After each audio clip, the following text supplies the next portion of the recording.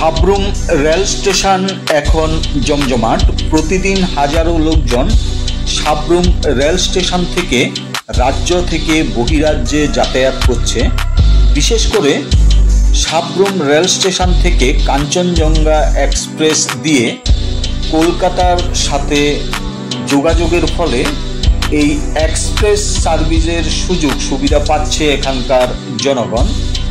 Sabroom rail station থেকে সাব্রুম আগরতলা ৮ নং জাতীয় সড়কে যাওয়ার জন্য যে রাস্তাটি রয়েছে সেই রাস্তাটি ঘন রাবার বাগানের মাঝখান দিয়ে রেল স্টেশন থেকে জাতীয় সড়ক পর্যন্ত যেতে হয়।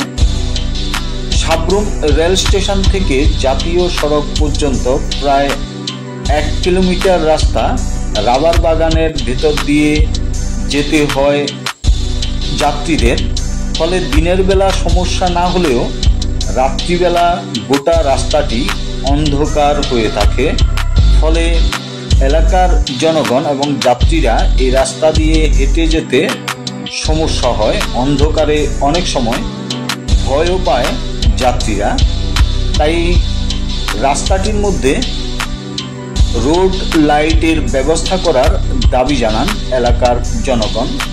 ২ জন নাগরিক তাদের দাবির কথা জানান আজ বিকাল ৪ ঘটিকায়। প্রবীর বড়ুয়া, আমি থাকি জলখা বাজার।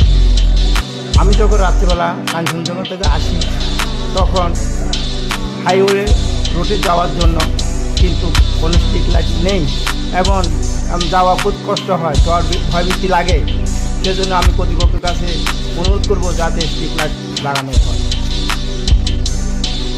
রেল স্টেশনটা আজকে দীর্ঘদিন বর্ষা হয়েছে, তবে এই রোডটা যে রেল স্টেশন থেকে সাবরুম থেকে যে প্যাসেঞ্জারগুলো আসে এই রেল স্টেশনে অনেক সময় রাত্রেবেলা কাঞ্চনজঙ্ঘা আসে এক্সপ্রেস, তারপরে ডেমু আইও সকালে বা বিকালে রাত্রেবেলা আসে।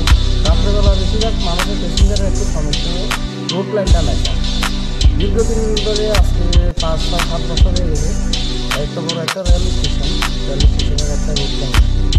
এটা আপাতত রোড লাইন মানে কোথা থেকে কোথাও হবে?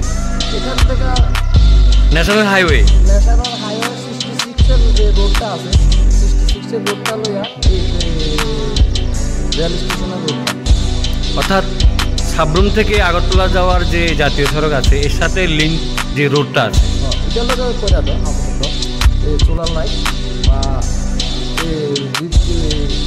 কারেন্টের লাইন যদি নাও দেওয়া হয় সোলার লাইটটার ব্যবস্থা করে দিলে ভালো হয়। প্যাসেঞ্জারগুলো অনেক সময় রাত্রেবেলা টাকা পয়সা থাকে না, হাতে ভয়ে